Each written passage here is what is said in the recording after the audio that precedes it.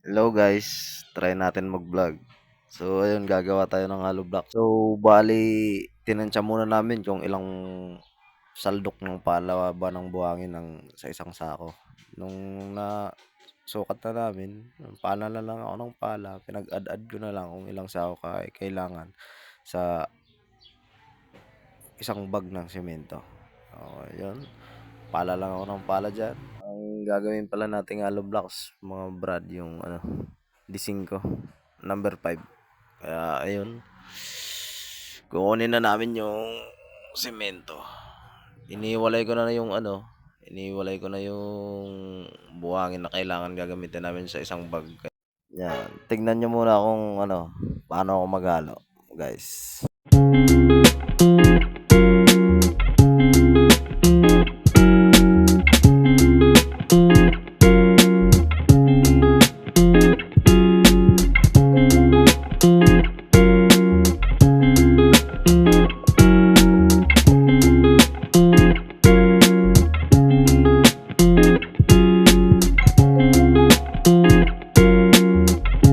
So, ayun, nakahalo na ako.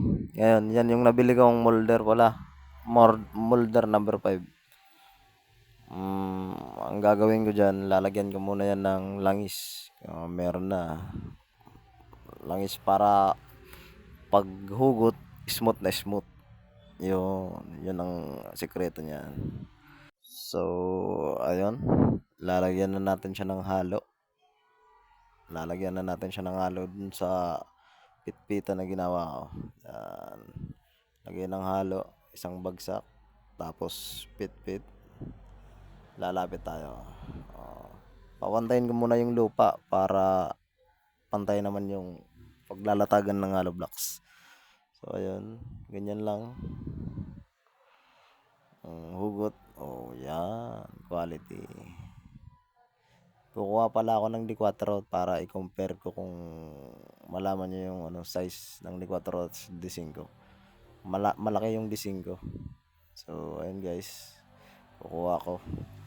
And then, ngayon, available na sa akin yung D5 tapos D4. Kaya kung mag-order kayo, malapit lang. San Juan Bao. So, shout out nga pala sa Foreman. Dudo yan.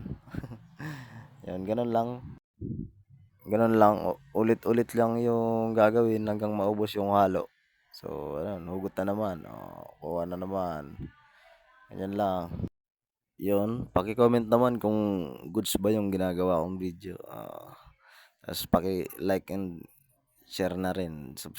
Subscribe na rin sa FB page ko para gagawa pa ako ng maraming video.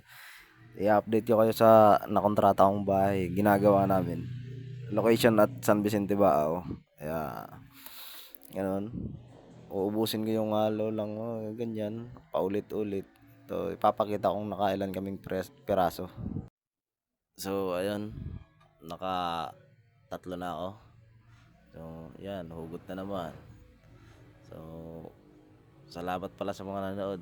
Yung naka 69 na peraso kaming hollow block sa isang bag. Kaya, very good na rin. Quality na yan for residential. So, yun lang. Salamat sa mga nanood. And God bless you all. Bye-bye.